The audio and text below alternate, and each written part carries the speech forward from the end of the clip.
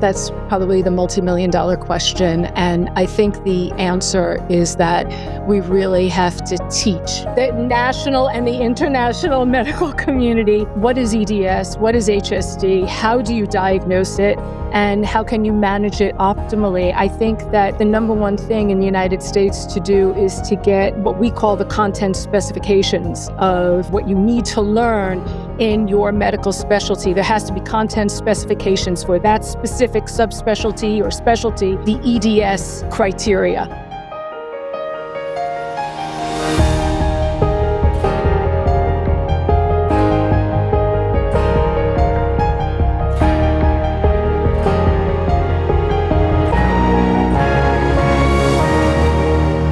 Welcome back, every Bendy Body, to the Bendy Bodies podcast. I'm your host, Dr. Linda Bluestein, the Hypermobility MD, a Mayo Clinic-trained expert in Ehlers-Danlos syndromes, here to help you understand your bendy body and live your best life. Today's episode is one I've been looking forward to for a very long time, and it's one you'll want to listen to all the way through. We're talking about what it truly takes to build meaningful, evidence-informed care for people with connective tissue disorders like EDS and HSD, and we'll be sharing some exciting news later in the episode about a collaboration that has been years in the making. I'm joined by two incredible leaders in this space, Dr. Ina Stevens, Interim Medical Director of the University of Virginia Ehlers-Danlos Syndrome Center, and Dr. Dacre Knight, Medical Director of the UVA EDS Center.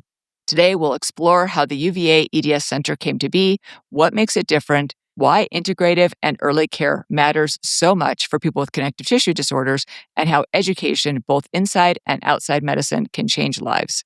Make sure you stay with us until the very end. We're going to formally announce a new partnership that brings together academic medicine and global patient education in a way that has the potential to benefit patients worldwide. As always, this podcast is for educational purposes only and is not a substitute for personalized medical advice. Stick around until the very end so you don't miss any of our special hypermobility hacks. And trust me, you won't want to miss what's coming. Here we go.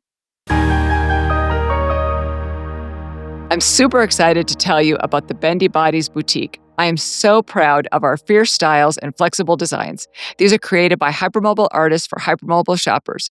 There are so many fun items from clothing, accessories, home goods, and my favorite are the bags. I especially love the Weekender tote with one of the EDS Tough designs. Whether you're shopping for yourself or someone you love, there's so many options to choose from. A portion of the proceeds goes to support EDS nonprofit organizations. For more information, please visit bendybodiesboutique.com. Well, I am so excited to be here with Dr. Stevens and Dr. Knight. I feel like, on the one hand, this conversation is super timely, but at the same time, it has been such a long time coming. Thank you so much, Dr. Stevens and Dr. Knight, for joining me on Bendy Bodies today. Thanks for having us. Yes, thank you, Linda. Yes, absolutely. So, Dr. Stevens, I want to start with you. We're going to be talking about the UVA Ehlers-Danlos Syndrome Center, which is such exciting news. How did this initially come together? So that's a really good question. I actually am a pediatric infectious disease subspecialist, and I also am subspecialized in integrative medicine.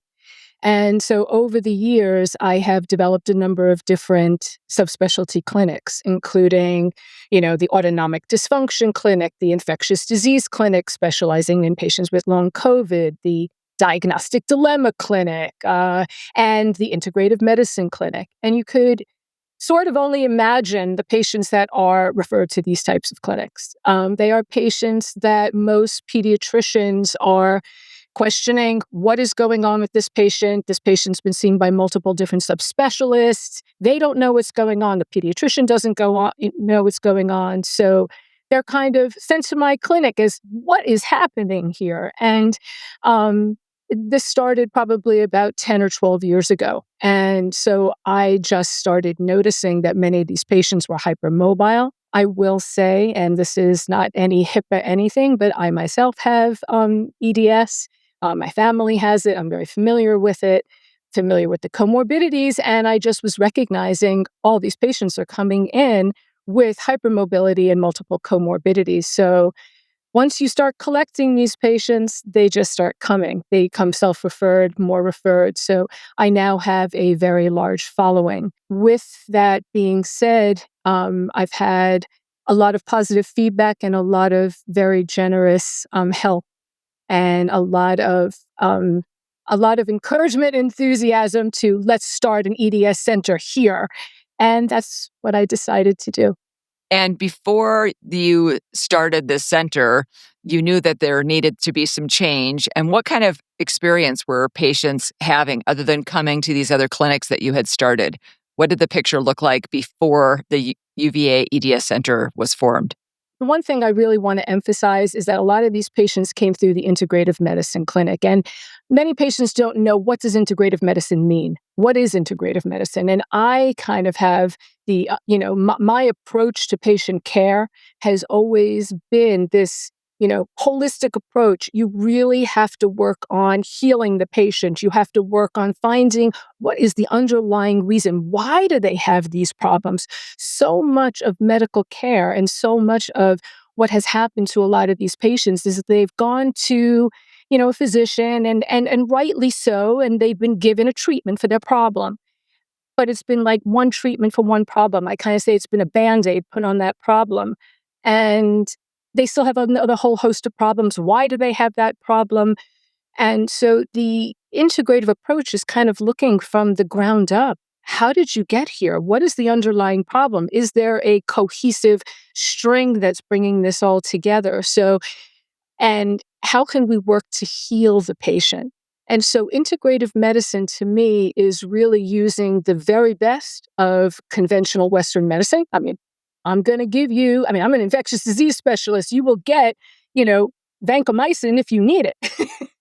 But, there's so many other modalities that can really be used to heal the patient. And I can go on and talk about those modalities, but that's really taking in so much of their lifestyle. And you've talked about this so much on this podcast, but really healing the patients and then making them understand how they can work to make their whole bodies and their minds and their whole persona healthy so they can deal with this illness that they have or the symptoms. So naturally, I felt it kind of made sense in the integrative medicine patients. And that is how I care for these patients.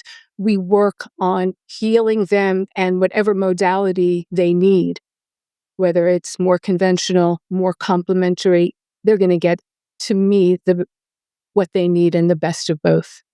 I love that. And when I started my first clinic in Wisconsin, it was called Wisconsin Integrative Pain Specialists. Because that was Oh, what I I love was that. planning on doing, or that's what I did, I should say. Yeah, that use that integrative approach. So we're going to talk about that more in a little bit. Dr. Knight, I am so curious to have you tell us what drew you to building this EDS center at UVA. Well, I think just hearing from Ina should be explanation enough, knowing that she's here and blazed all the trails and got everything in place, because that's been really a gift to have someone who is already knowledgeable about the system and not to mention knowledgeable about care of patients who require a lot of certain direction and integrative approach or whole body approach, multidisciplinary approach. We know all those things are best for the outcomes of patients. So that was it. I mean, I definitely had the opportunities to expand on the research programs that we had developed over prior years is a real great opportunity, and really just to expand care and access for EDS patients up the East Coast. So that was it was really enticing.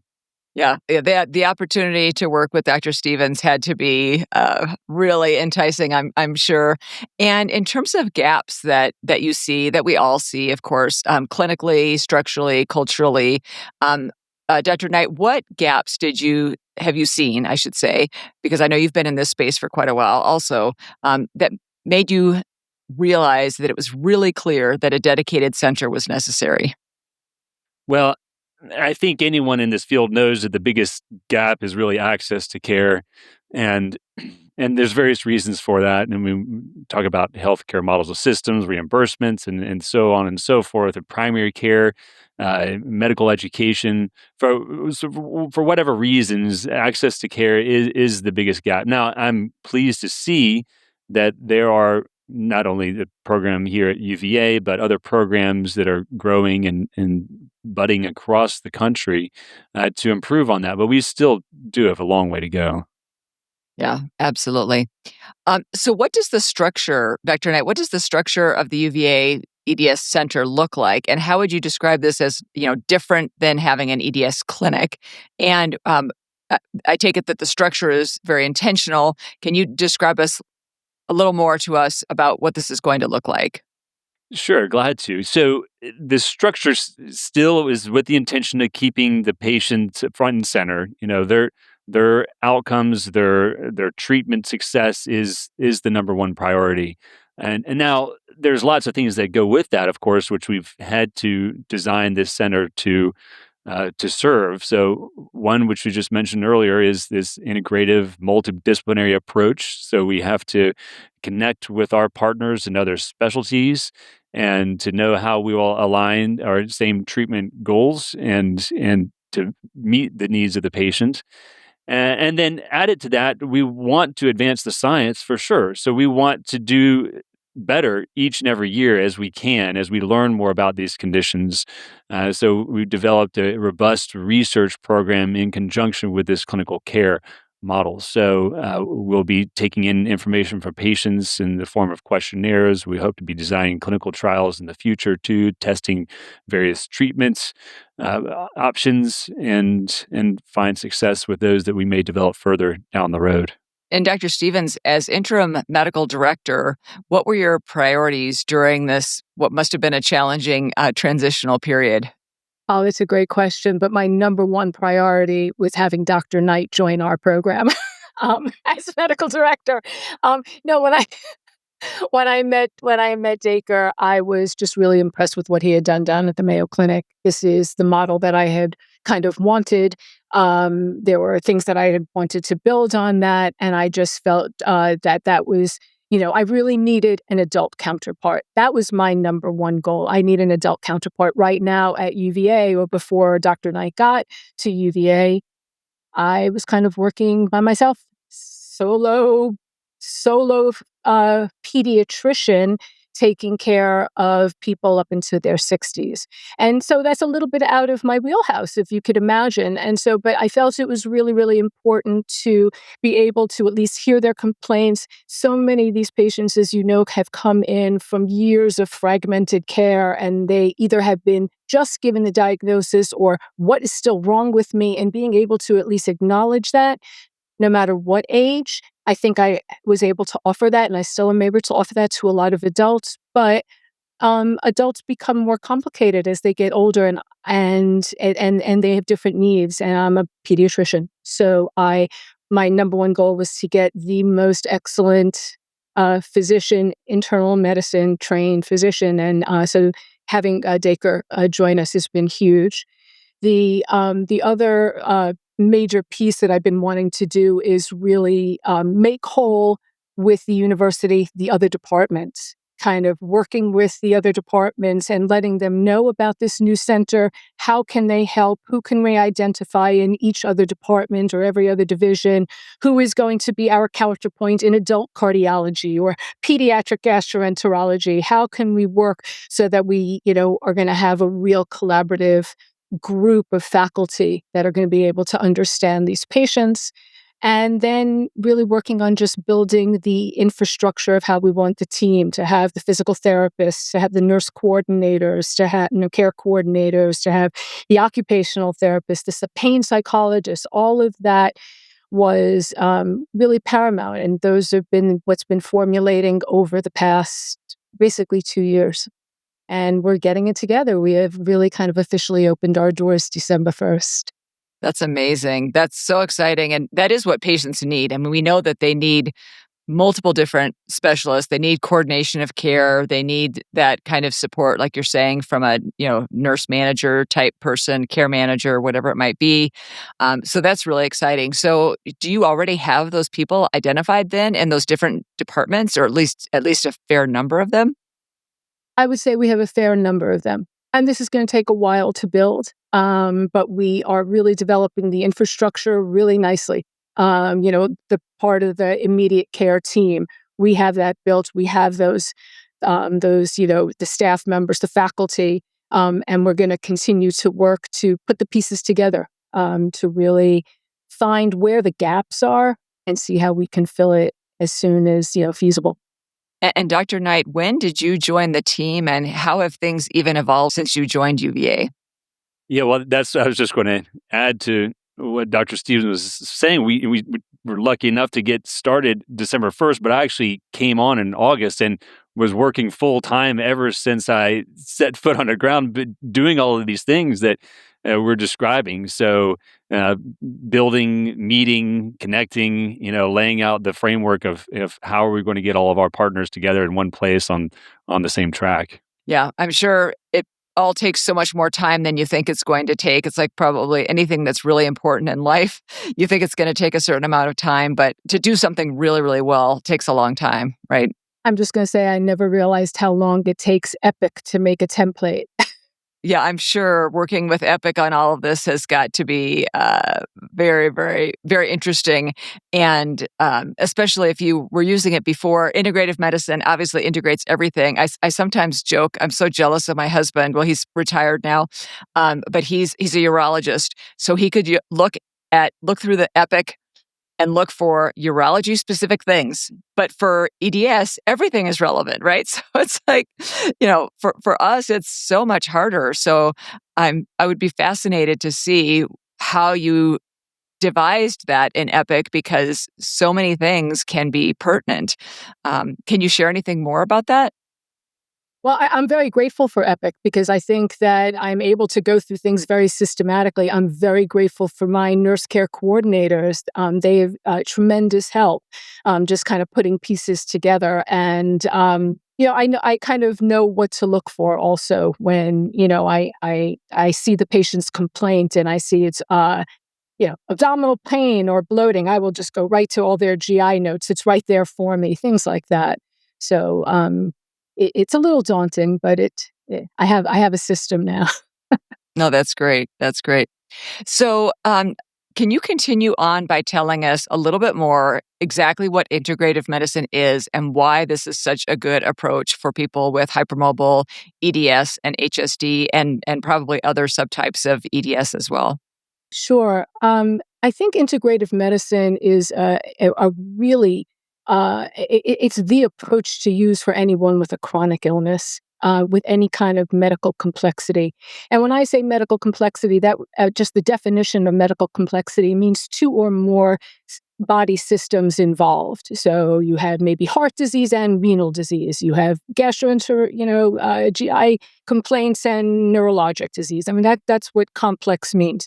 And so being able to kind of put that together and find out maybe potentially a single reason why an EDS, naturally kind of, I can give the patient an explanation. Well, your GI tract is doing that because also your autonomic system is doing, that. And it gives them a sense also, I think, of empowerment. The patients finally feel like somebody is listening to me. This all makes sense. And I am not making this up. This has not been in my head. I am not crazy that I have these complaints, and there's a kind of an underlying reason, and we can work to start healing the body. And so what I really emphasize is that we're going to treat the issues that we can, and I say I have my non-pharmacologic regimen and our pharmacologic regimen, and we're going to try whatever works for you and use that almost with every single system. And then we're going to heal your body. We're going to heal your body with decreasing inflammation. Inflammation is a tremendously important aspect of anyone with chronic illness, and it exacerbates everything. So quieting down inflammation through dietary guidelines, through sleep hygiene issues, through exercise, through I will use potentially supplements or herbal medication, deep diaphragmatic breathing, enhancing vagal nerve stimulation. I think that's exceeding. I mean, to me, vagal nerve stimulation cannot be talked about enough. I can give a whole another lecture about that, but I teach that to my patients in the clinic. I start out almost every visit, even an initial visit, ending it by teaching them just primary deep diaphragmatic breathing. Like, here, do this at home, practice this, quiet down, and then we can start really working on the other aspects of healing. So it's really bringing in a lot of lifestyle. I hate to use the word lifestyle management or lifestyle medicine, but very much so. And then there's other modalities that are very individualized, can be used depending on the patient. So maybe acupuncture for pain management. That's just biofeedback, some CBT-like therapies. I can go on and on. Aromatherapy. There's multiple different other complementary measures that can be used depending on the patient's need. So I feel that it really works because the patients often come to me, again, with multiple comorbidities, and they say, I don't know who's even taking care of me, so they have such fragmented care. And being able to give them this, what I call, and what Dacre and I have kind of discussed our center being, is an EDS home. They have an EDS home, and we are kind of addressing this issue of fragmented care and healing them from the ground up. Yeah, I think that's so important. People say to me all the time, can you be my EDS quarterback? Because they really want, like you said, that home, that person who is willing to look at a lot of different aspects of their life and their symptoms. And so I think that's such an important approach that you personally have taken with your patients, but now expanding it further into this actual EDS center at UVA. And it's just so exciting because I also feel like this is going to help so much with earlier recognition. So, Dr. Knight, I would love to hear from you about what you have experienced over the past. Well, first of all, you could tell me how many years you've been taking care of EDS patients. I think I know the answer, but over that period of time, what you've seen in terms of delayed recognition and what happens, and what do you hope to happen at UVA with not only earlier recognition, but also with this concept of the EDS home and a patient actually finally being able to have that? Yeah, that's a great question because if we're talking about other gaps, this is certainly another one of them. So we started the Mayo Clinic EDS clinic in the fall of 2019 and have been doing it since. And unfortunately, that was a gap we had. We didn't have pediatric care at that clinic. And so we would very often get patients who had children, and then the next natural question is, I think I see some signs in my child. What do I do? And we did have some partnered geneticists in the area, maybe some pediatricians who are knowledgeable in the state of Florida. But those were long wait lists themselves and not really accessible. So it's definitely it's huge advantage to be able to partner with Dr. Stevens as a pediatrician and to be able to link all of these things together. Because yes, to your point, early recognition is critical. And so the message initially to parents was that if you do recognize signs and symptoms in your child, then they should have their own evaluation. You can certainly educate them and share the things you're learning, how to prevent injuries and so forth. But everyone is unique, and they may have things that would not be recognizable just by as a parent alone. So we do recommend everyone who may be affected to have their own clinical evaluation. So we talk about, early diagnosis is critical for a number of reasons, not to mention just at least serving them with an understanding of where their symptoms may come from. So many patients describe childhood and lifetime of being told that everything's okay, or just being gaslit into this understanding that, these are just growing pains or whatever, nothing's wrong. And so we want to at least serve them with some understanding and some knowledge, right? That empowers them with then further uh, uh, knowledge that they may gain through different networks of community of doctors or patients who can kind of guide them along the way.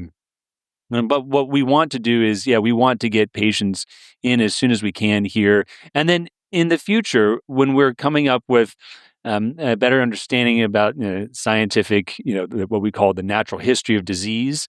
So, what may be some manifestations of symptoms at certain milestones from birth into old age, then we maybe have better screening tools that we can put in place at different age groups.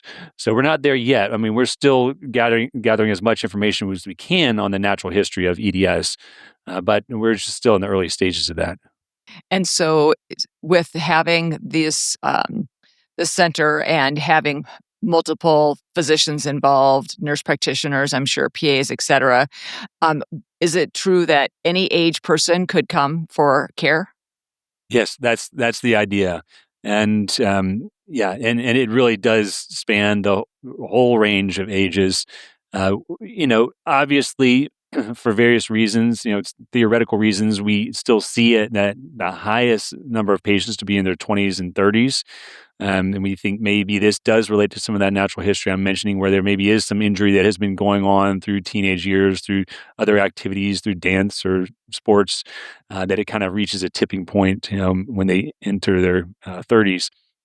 But there are definitely some things that we can do to recognize early on, and there are some patients who just happen to come upon EDS, whether it's a physical therapist or just a friend who mentioned it to them, and then they start connecting the pieces, and they may be later in life, and it's still serves them well to know what they can do to help with any of the conditions and symptoms that they may be suffering from.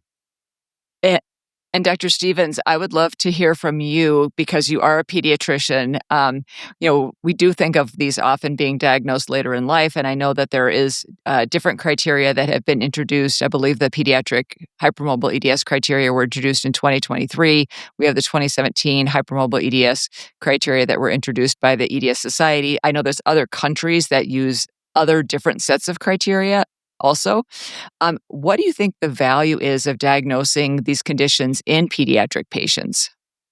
That's a great question, and I get asked that a lot, like, "Why am I seeing this five-year-old? Why am I seeing, even, a 12-year-old who hasn't quite hit puberty yet?" I think that, first thing I have to say, and I have to say this to a lot of physicians, EDS doesn't start when you reach adolescence. It doesn't, okay? This is something we've been born with. And there are signs there can be signs from the very earliest first year, symptoms of even just like developmental delay, hypotonia, delayed walking, delayed teeth, teeth coming in late, or, feeding issues. They're not swallowing properly, chronic constipation. I mean, how many 5-year-olds do I see that end up having onchoparesis as an 8-year-old? Onchoparesis means, for those of you who don't know, it's, withholding the stool. So they could go weeks without going to having a bowel movement. And this is not only physically traumatic for these children, but very emotionally and mentally traumatic. If you could imagine being one of those children and having the comorbidities that even come along with that. So, and I see these patients that come to me that have been already seen by multiple different subspecialists at the age of, 8, 9, they're being told they have so many problems and it's all in their head, and they have a lot of already some mental health issues with anxiety. 80% of children with EDS, even up until adolescence, can be diagnosed with some sort of anxiety just due to the fact that they have so many medical issues. So I think diagnosing them early and identifying problems early is tremendously helpful. Musculoskeletally, it's huge. I see children walking into my clinic that have, I mean, their legs are collapsing inwards due to some pretty significant pes planus, ankle pronation, then their knees are going, and then their hips are clicking out and causing them problem. And it's all connected. And if we could have gotten them into a pair of maybe good arch support and AFOs with prosthetics and orthotics at the age of 4 or 5, it could have prevented some of these issues. If we could have gotten them into some mind-body exercise, give them some control of their body, like ballet or and I'm speaking to the choir here, Linda. I mean, you know that, and I was a ballet dancer before medical school, but I think it actually saved me because it gave me body awareness. It allowed me to start utilizing my muscles and not leaning into my joints at the age of, 13, 14, 15. I was using my core musculature. So getting them into some kind of mind-body exercise, whether it's dance or Pilates or, a martial art, and having them notify their instructors, I am hypermobile. Don't overstretch me. Help me out appropriately. I think it just it makes for a healthy body further down the road. So that's why I think it's important to diagnose the children. Oh, that's so compelling. I see so many people who have been gaslit, and when that happens, like you said, it's the exact opposite of being supported and validated and being given what's often some, relatively small interventions and things that can be, quite safe even in children that you just, it's heartbreaking when you hear too. I'm sure both of you feel this way when you hear things like, well, why bother with the diagnosis because there's nothing you can do. You just gave us a litany of things that can be done. Yeah, I want to add one more thing to that, if that's okay, that there have been quoted data, and I can get you this research, but bottom line is that up to 86% of children that have been diagnosed with EDS at some point of their life have had severe problems as a child with school performance, school disruption, either dropping out of school, having academic issues because they can't make it through school. And that's tremendously important. What does that do to a child who basically says, I'm performing poorly? That just sets them up for I'm just gonna, not gonna make it, intellectually or academically. And I think that can be very damaging to a child. So, and up to 86% of children report some kind of mental health issue, such as the school issues, like I just mentioned. And to prevent that is tremendous. Huge, huge. And if you can help a child, then you can maybe give them, 80 years of quality life as compared to, not that we don't all want to work with older people as well, but it just makes such a big difference if you can intervene at that early age. We're going to take a quick break, and when we come back, we're going to talk more about the new EDS center at UVA, which is so exciting. And I'm sure everyone by now is like, wait, how do I sign up? How do I get in? What do I need to do? So we're going to talk about that as well. And we also have an exciting announcement. So we're going to take a quick break, and we'll be right back. As someone with EDS and who treats patients and does lots and lots of these podcasts, I am always looking for products that are going to help me be more comfortable. I want to tell you about Cozy Earth. There is nothing more comfortable than getting into a cozy bed and making being at home the very best part of your day. Cozy Earth is so confident in their products that they actually offer a 100-night sleep trial. This is insane. If you don't love their sheets, after a whole 100 nights, you can actually return them hassle-free. And they also offer a 10-year warranty. That's insane. A whole decade. So start the new year off right and give your home the luxury it deserves. Make your home the best part of life. Head to CozyEarth.com and use my code BENDY for up to 20% off. And if you get a post-purchase survey, be sure to mention you heard about Cozy Earth right here on the Bendy Bodies podcast. Give the gift of comfort that lasts beyond the holidays and carries into a cozy new year.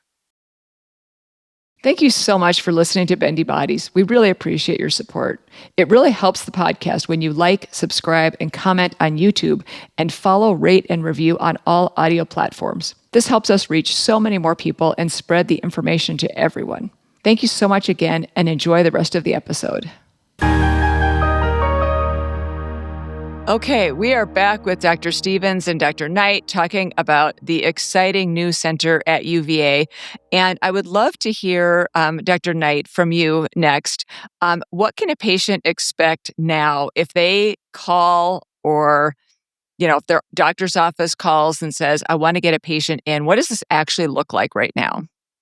Well, yeah, I mean, to be perfectly honest, they can expect a bit of a wait because there has been so much demand. I hate to say, but I mean, I guess it's a good problem to have, right? I mean, that's why we're here.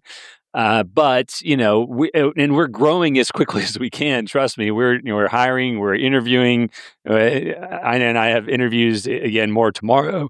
So we're doing as much as we can, as best we can. So I mean, yes, step number one is to get on the wait list, and we'll work our way through it. And we've already picked up, just rolling along quite efficiently here. So it shouldn't hopefully be too long.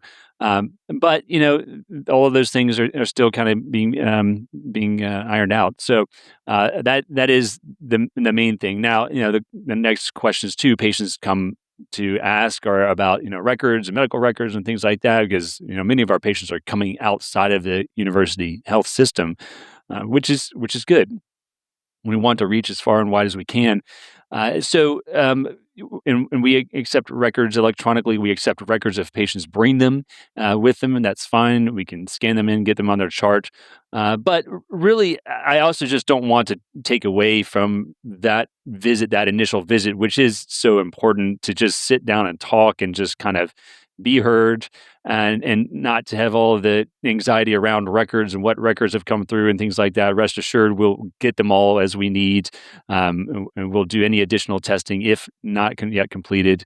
But that's what I think we can say would be the expectations, at least at this point. So if a patient has an interest, they should get on the wait list sooner rather than later. They're not committed to anything, right? They don't have to pay to get on the wait list or anything like that, right? So if they think they might want to be seen, they should get on the wait list. That's right. And we do accept self-referrals. And I don't know if you have show notes where we can list our addresses and phone numbers, so yes, we can absolutely. have all that to be shared. Yes, we will definitely include all of that in the show notes so people know exactly what they should do. And like you said, records, they can worry about that part later.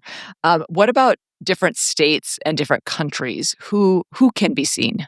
Yeah. So that's a good question. And actually, I'm going to add on one more thing too, in case you didn't ask, which is patients who are already seeing primary care doctors, keep working with your medical team as you're doing. If you're on the wait list, no need to pause anything. Keep your routine follow-ups as you're doing with your local doctors. We'll pick up where we need. And yes, so we do see patients in person for the initial visit. Okay, so every patient would be seen in person wherever they're coming from. That's fine. Now, some of the legislation and policies around video visits and telemedicine kind of limits us as far as we doing follow-up visits. We'd like to do as much as we can by telemedicine, just for accessibility for us and for patients. But the current state of the situation is that you have to be in the state of Virginia for a video visit, which is really, I mean, the irony is not lost on us, right? That the patients who need that the most are the ones who are coming the furthest away. But these are just the politics that go behind healthcare that I can't really fix too much too soon. Yeah, no, I trust me, I totally get that. Yeah, it is ironic. You're exactly right. So somebody though, I just want to make sure that it's abundantly clear. So they're coming to UVA in person for their first appointment, but they could be from any state in the U.S. and they could be from any country. Is that correct, or am I wrong about part of that? Yeah, so the only thing about countries would be about reimbursement, right? About coverage, right? Whether they are going to get insurance coverage, and it's just depending on whatever their provider is, or if they have to pay out of pocket. And that varies per individual, and what they have. Okay. So let's say somebody's gotten off the wait list. They've gotten this news that they have an appointment. What can they expect at that actual appointment? Yeah, that's a great question. So, and maybe even some of this information. Well, we have a website, and we can share that as well, where we kind of give an outline of what are the goals and what's the mission of the program. And I touched on it too, that we want to serve as an EDS home. So this means that we want to, and this can be a lot of things related to EDS, right, as far as healthcare and concerns and issues go. But that's what we're set to be. So we want to just kind of go through that as an initial touch point for patients to understand where we go on from there. We do recommend patients to keep a primary care doctor just for other health needs, whether it's cancer screening, immunizations, and things like that. That's good to have. But anything related to EDS, symptoms of EDS, POTS, mast cell activation, and so forth, all of these things that we see run together so much, that's what we're here to serve. So that initial visit, sometimes those questions come up. So, what exactly is the role? What does follow up look like, and things like that. And those are very important questions. And we do want to allow as much follow up as needed, really, and that can be some more, some less for some patients, right? And some newly diagnosed patients who are just coming on to it with a whole plethora of symptoms, they may need a little bit more guidance and care. Whereas others who are, just kind of told that maybe you have EDS, go and get it checked out, the symptoms don't really bother them, then maybe there's not so much follow-up that's needed. And we've seen the whole range. So that's something that we might want to make sure we outline too that first visit. Also, on that first appointment, what we are going to plan on doing once we actually fully get ourselves established in our facility is also have the patient evaluated by a physical therapist. We're going to have surveys done, see if there's, any kind of psychologic needs specifically for kind of chronic pain, dealing with chronic pain, dealing with having a chronic illness, so psychological services, and then getting involved with potentially some research, ongoing clinical trials that Dacre has kind of mentioned that we have already put into the pipeline. So that first visit eventually is probably going to take the whole afternoon or the whole morning because you're going to be seeing multiple providers. That's really what I was trying to figure out. Like if somebody, and I understand that it's going to look probably very different in 5 years as compared to how it looks now. So in the future, maybe somebody's going to come in and they will actually see multiple different departments while they're there. Is that kind of the idea? Yeah, that's part of what we're building to now as we speak. So our physical therapy team, occupational therapy, nutritionists, pain psychologists, all of those. Yeah. So those are all being put in place and to be embedded in our center in the same physical location. So it's in conjunction with all of that, as an initial visit. So I'm glad you, asked that. And so to that point, there are, yes, lots of symptoms and conditions too, which we would want to get as much information we can. And we can get some of those from medical records, but yeah, I highlighted another expectation will be some questionnaires and things to fill out. And I apologize in advance that some of them can be lengthy, but we know that the list of symptoms and conditions can be quite lengthy and complex too. So we want to make sure we capture it all. But in our experience, we've actually had patients say that they're very happy to fill out this questionnaires. It's the first time that someone's, really given them the time to ask the right questions, things. And sometimes they learn things from their questionnaires that they didn't realize that maybe this is connected. So I think it helps both of us. Yeah, I've had that experience as well. And sometimes people say, so there will definitely be certain people who say, oh my gosh, that was so exhausting. And with brain fog and different symptoms can be very, very challenging. But at the same time, I'm so grateful somebody finally asked me these questions because, sometimes the light bulb goes off that, oh, maybe that particular symptom that I'm having is not normal because they see it asked on a questionnaire or something. So Dr. Stevens, how do you see this work creating a ripple effect beyond UVA? Oh, that's probably the multi-million-dollar question. And I think the answer is that we really have to teach the American medical community, the national and the international medical community that what is EDS, what is HSD, how do you diagnose it, and how can you manage it optimally? I think that the number one thing in the United States to do is to get what we call the content specifications of, what you need to learn in your medical specialty. There has to be content specifications for that specific subspecialty or specialty, the EDS criteria. Like, for example, if you are an ophthalmologist, you should be able to recognize that if your patient comes in with severe myopia as a child and maybe some lacunar retini, ding, ding, ding, maybe do a Baton score on that patient while they're sitting in your ophthalmology chair. I mean, every physician needs to know how to do a Baton score. I don't care if, maybe not a pathologist, but basically every other physician needs to know how to do a Baton score. Every pediatrician needs to do it on a well child exam. And if you're seeing a comorbidity, if you are a gastroenterologist and you're seeing a child with cyclic vomiting and chronic constipation, ding, ding, ding, do the Baton score. That should be in the content specifications. And I can't begin to tell you how many times these children come to me with those as the baseline issue. Again, they came into integrative medicine because they have cyclic vomiting and migraines, and it's all in their head. Please go see the integrative medicine doctor and help maybe do some deep breathing. And I'm like, well, maybe are you also developing a bunch of hives and rashes, and do you get dizzy and your Baton score is an 8 out of 9? Well, that's interesting. And so I think every physician should be really kind of like alerted to this. So having this put into the content specifications through the LCME, through the ACGME, I think is going to be paramount. That's absolutely number one.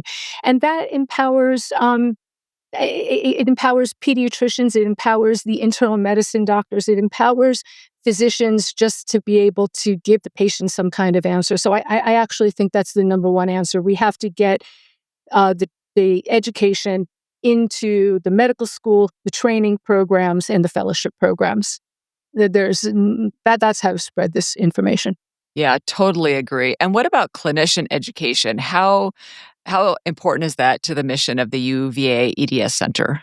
Well, I also want Dr. Knight to kind of expound on this further, but we are putting together a clinical and research symposium that we're going to make annually.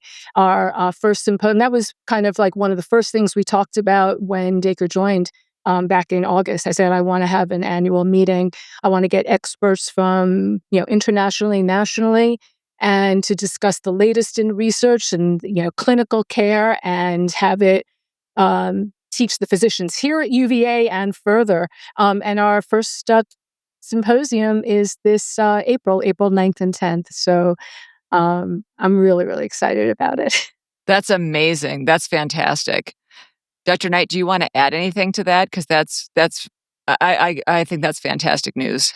Yeah, well, no, Linda, I think your question is excellent. It's like, what do we want to see happen from building this program?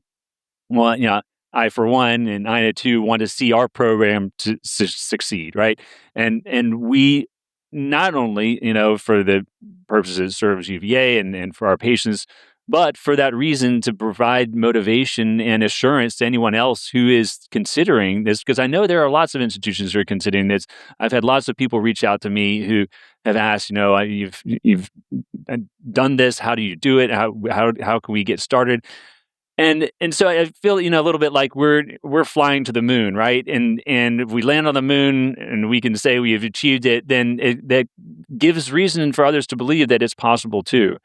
And that's what we really want. So yeah, the burden is on us to see it through, to see it succeed, and there's a great weight and responsibility. But I think the benefit from that would be that other institutions can be assured that it is it's a good enterprise to embark on, and it's good for everyone. It's good for the institution. It's good for the patients, for providers. We have a place for patients to go now, whereas in the past, providers would kind of just play hot potato, and patients would feel that, and so for all those reasons, it's critical that we do succeed, and I'm confident we will. We've got all the right astronauts on this rocket ship to get us to the moon. So we're well on our way. I would go so far as to say that it is critical for society with the number of people that seem to be impacted by these conditions. I don't know how much of it is COVID, how much of it is, of course, selection bias, because, the audience that I am serving, you hear from all these people. And so, you talk to people and you're like, oh, you don't have chronic pain? It's like, wow, that's like so refreshing. But I feel like it's critical for society because if we don't do things like this, then we're going to have this massive generation of young people that potentially grow up with chronic pain. They're not able to have fulfilling careers and be able to contribute to society. And it's my understanding we already have a workforce shortage. But if we don't address these problems and really help people regain function and improve their quality of life, I think that we could really be in a huge state of hurt as a society. Yeah, 100%. And I mean, it's crazy to think too, looking back, what have we missed over the decades prior, right? And we know we've gone through opioid epidemics and things like that, but we have all the reasons why we want to get it right. Yeah. Okay, well, we are also formally announcing something really exciting, a new collaboration between Bendy Bodies and the University of Virginia Ehlers-Danlos Syndrome's Center. So I am so excited about this and have been wanting to make this announcement for such a long time. And to have both of you here for this announcement is just really thrilling. Either one of you can start, but I would love to hear from you what this partnership means to you, and if we can explain to people what the partnership actually involves. Well, I can say I'm, for one, very deeply honored because I know this is such a excellent program. It's had such an impact on this community, and so if there's anything we can do to serve it from the bottom up as well, and with the clinical care and research and all of those things that we want to get together, then I can imagine that the sky is the limit, right? Yeah, I just want to say I am also so thrilled and so honored by this. Linda, I have been listening to your podcast since the get-go. I've listened to every episode. Oh, And I have referred it to just about every single one of my patients, and they come back to me with questions with, I heard this on your podcast, and it just makes for the conversation to be easier, smoother. They know what they're dealing with. I know what they're thinking. And I am just deeply grateful. I'm really grateful. So grateful that you're having us on the show today, and just grateful to be part of it. Thank you. yes, me too. I'm so excited, and I think that I'm excited about all the research that you're going to be doing, all the people you're going to be serving. I mean, it's just so exciting. And then together, how we're going to be able to combine our different strengths because we are doing, enough different things, but we're going to be able to help so many people. Because one thing that I realized, a long time ago before I started the podcast was there were so many things that were discussed in one-on-one visits that could be one to many. So I tell people, very frequently, go listen to this particular episode rather than spending that time in the visit discussing something that maybe they could go, learn, and they can spend more of the time with their clinician on things that are very specific to them. It can be more efficient. And so I'm so excited about this partnership. And I think we're going to be able to help so many people, which of course, all three of us share that incredible passion to help as many people as we possibly can. So what did I not ask you that you wanted to talk about? Like, I want to know, what do you think makes this the right moment in the evolution of EDS care to be doing things like this? Well, I think looking back on, we talk about how there is, access issues, and there's also a growing interest in this field. There's institutions and programs that are starting across the country. And we look through, through some of the scientific criteria that has changed over the years, from the 90s to early 2000s and 2017, and then being revised again and looked at more closely again now. So I see that it kind of comes in these little waves where the criteria is being looked at and it is being distributed. Uh, but what we know is that whatever is being published and being studied is that these patients are still there, living day-to-day lives and still being affected. And so, we want to be a steady force. We get a lot of excitement and build up, and the wait list grows. But we want to have, not only access to care, but the steady flow of information and progress that's being developed in these care models and in the understanding of the disease altogether. So I think that's important where your voice has been so critical to reach so many that, otherwise may not have access. And I've said the exact same thing too, that, maybe you can't get in to see this specialist, but check out this podcast or check out this resource that has that material that specifically pertains to you that will be of benefit to you. So I think that is huge. Yeah, I absolutely agree. And the other thing, I think just when you say, why are we doing this now? And it's important now. I think now there has been such, over the past 15 years, just so much more understanding and explosion of research, people that have been identified with it.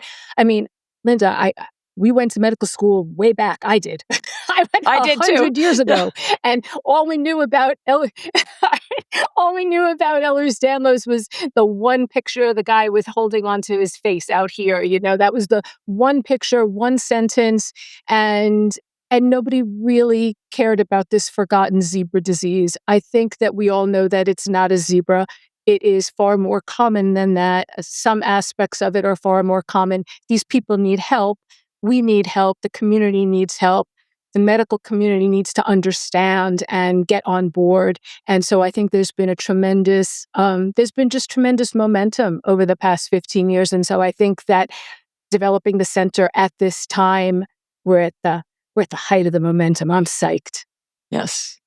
And there's still too many people who don't even know that this is a thing. I mean, I ran into somebody, not ran into, I was in a hot tub with somebody, and they ended up actually ultimately becoming my patient. And they were like, I had no idea that they literally said that I had no idea this was a thing. And they had so many injuries as a gymnast. And, we just need to reach more and more people so that they know to stop blaming themselves, and that there are things that they can do, especially using an integrative approach like what we've been talking about.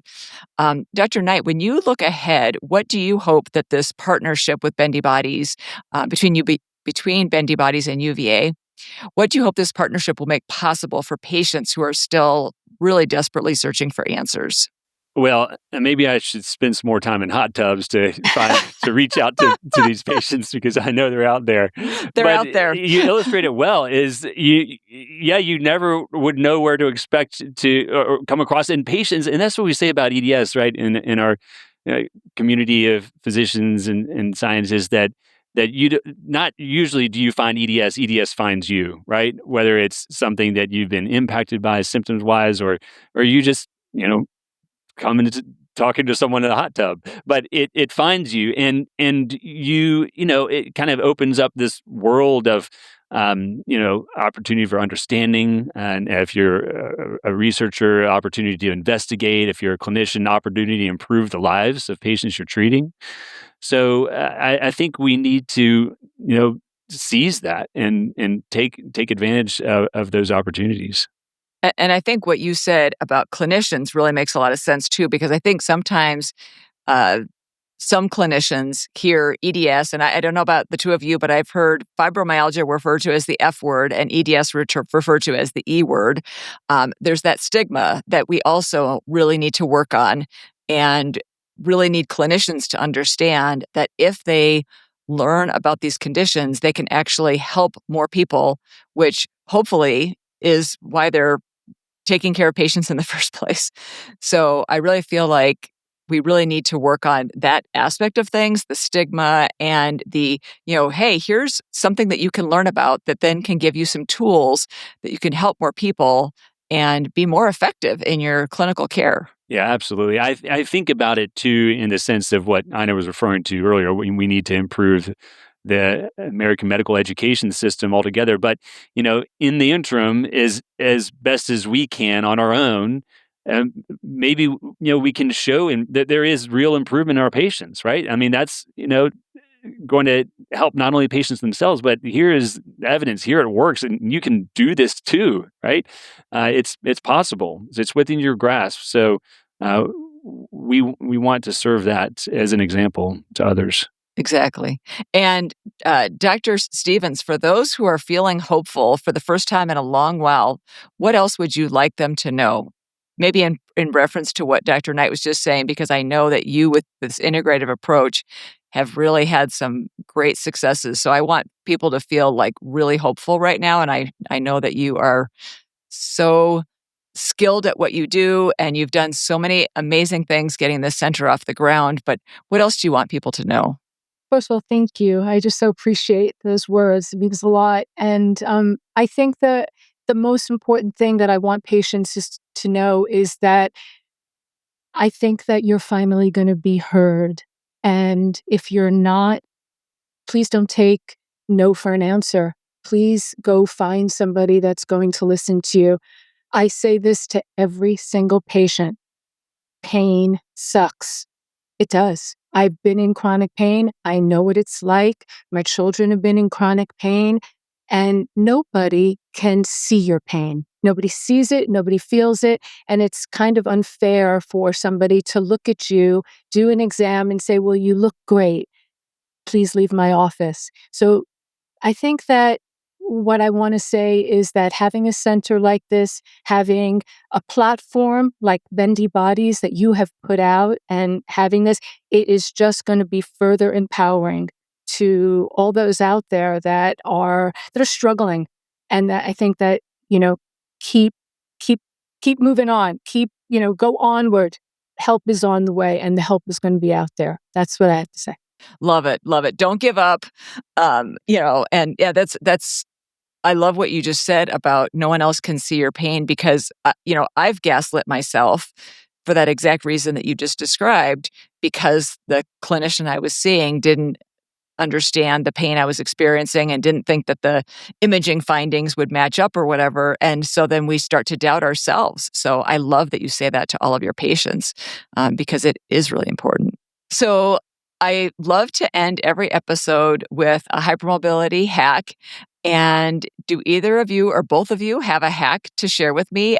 Dr. Stevens, we could go with you first, maybe. Sure. I think the biggest hack I have is that we need to have an EDS home in just about every community.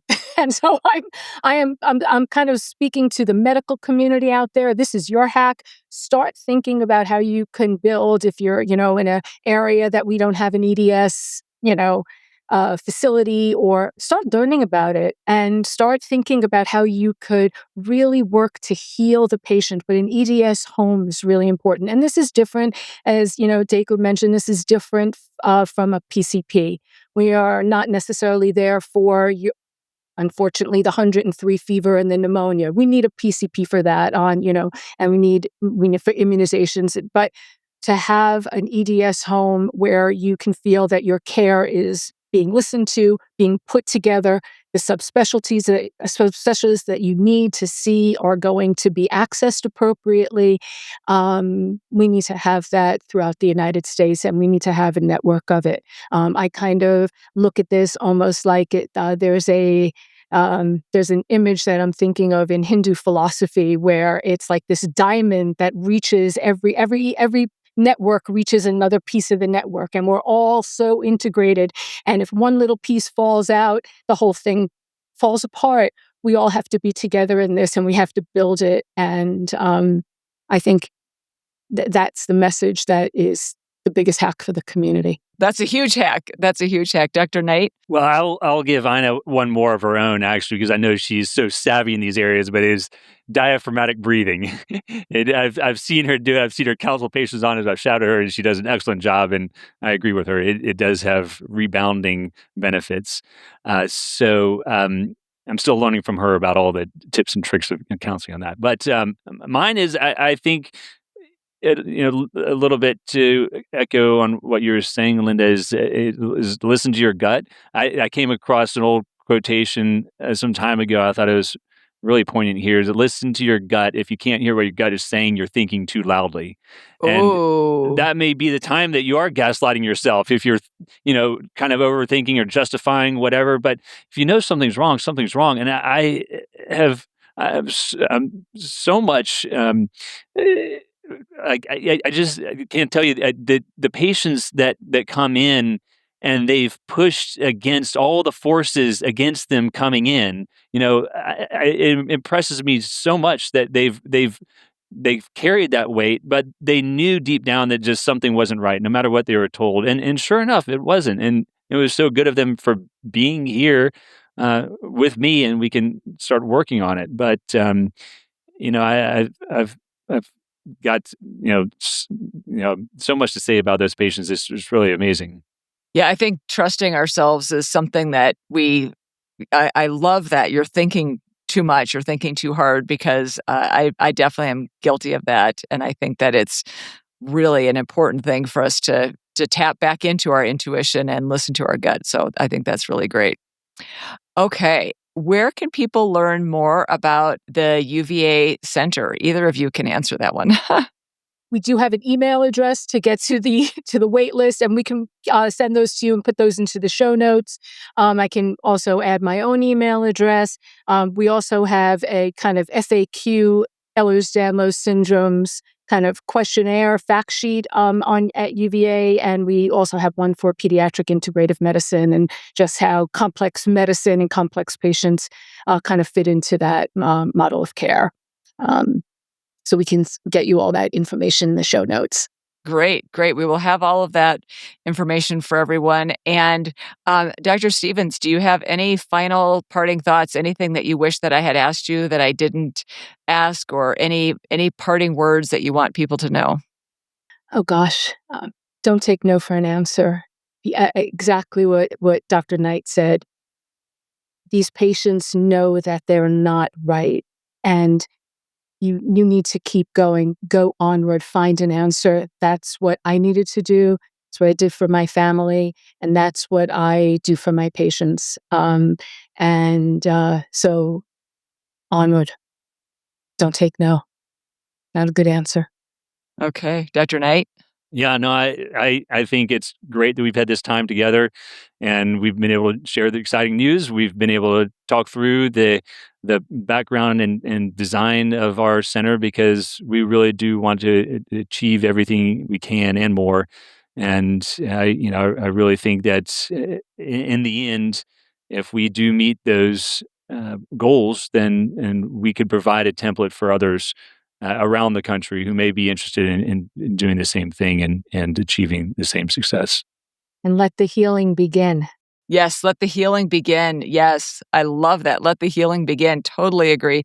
And I want to say, having known both of you for several years now, I'm so excited because I feel like this is, the UVA partnership between the two of you and the collaboration between the three of us, I feel like is just so exciting. And I feel like we have such great complementary skills. The two of you complement each other so incredibly well. This is going to be, I really feel like this center is just going to be so fantastic and really move the needle for patient care, which is so desperately needed.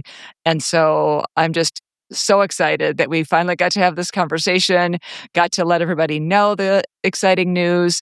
And I'm so grateful for both of you to take the time to chat with me today. Likewise, we have it recorded for history's sake too, right? Yeah. Thank you.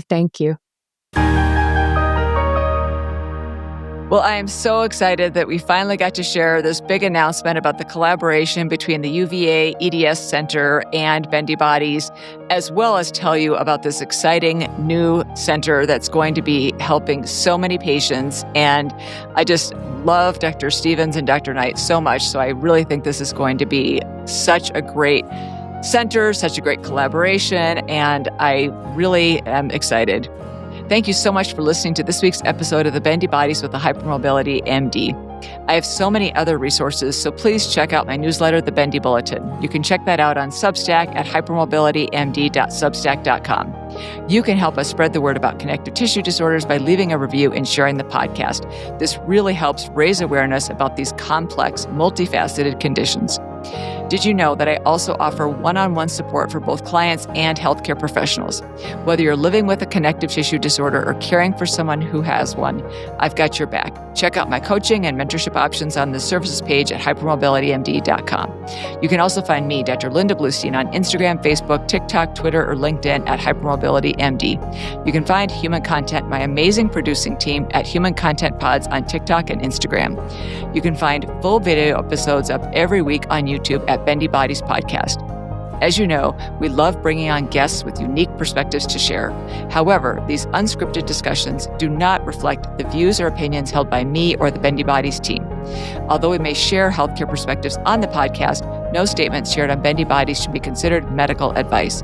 Please always consult a qualified healthcare provider for your own care. To learn about the Bendy Bodies program disclaimer and ethics policy, submission verification and licensing terms, and HIPAA release terms, or to reach out with any questions, please visit bendybodiespodcast.com. Bendy Bodies Podcast is a Human Content production. Thank you for being a part of our community, and we'll catch you next time on the Bendy Bodies Podcast.